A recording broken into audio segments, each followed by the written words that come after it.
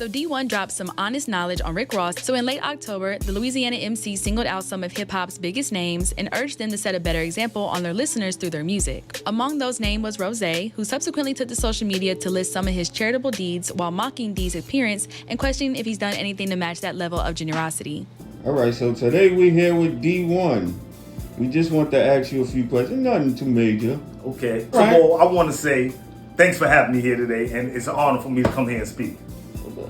We don't know you like that. What's going on with you and Rick Ross? Let's get to the bottom of it. Well, listen, the thing is this. I told Rick Ross that I felt he can do better. Ricky Rose, I felt he can do better in this rap. The man is 47 years old. He's pushing 50, and he's still rapping about the same things he was rapping about 20 years ago.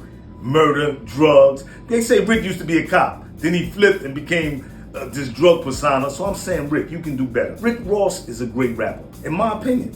That he's a great rapper, but the things he rap about, I'm calling out the whole hip-hop community, not just Rick Ross. I said Meek, I told Meek Mill, you can do better. Meek took offense to that too. My thing with Meek is supposed to be the face of prison reform. But in your songs, you talk about people going to prison and committing crimes. How you gonna be the face of prison reform and you promoting criminality where people are gonna go to prison? You can't have it both ways. Stand on your square and speak about what you believe in. So that was my issue with Rick.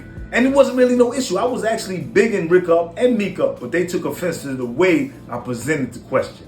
All I'm saying is I feel like they both can do better. I think hip-hop can do better, if you ask me. That's why I'm speaking. Then he's wanting to get on me like, who am I? Who is this? Call me a basket head and all that stuff like that. I don't take offense to all that. You can call me what you want to call me. But I know I'm educated. He probably doesn't know that I'm a Harvard professor. I'm a Harvard professor. I was going to get into that. So you are a Harvard professor? Yes, I'm a Harvard professor. And I teach at Tufts University. I wear it's not one of my shirts from my school, but I wear all the logos from the school that I teach at. So what I'm trying to do is educate the youth, educate the hip hop community. This is my 10th album I just released. No, I'm not, this is not a shameless promotion, but the name of this album is Uno. But it's my 10th album. I've been in the field for a long time. I'm a professor. I've given back to the community.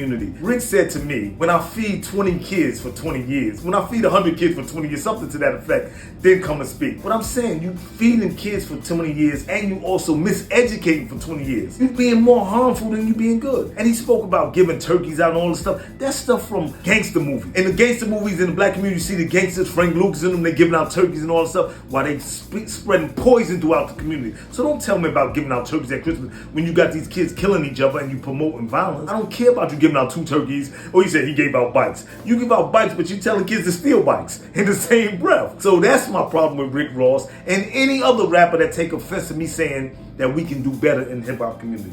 Jim Jones just recently said when he see me and I better duck on. Jim needs to start doing better too. All of them need to do better. Yes, I'm a Christian rapper. No, I don't hide from any of them because I don't fear anyone but God. God is the one who leads me and tells me that we can do better.